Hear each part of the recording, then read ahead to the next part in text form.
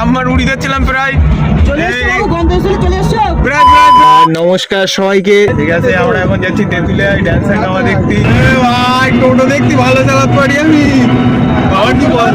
বাবার কি বলবো না, এটা টোটো কিন দিদি। আরে ভাই স্পিড 40 টোটো চালাচ্ছি আমি।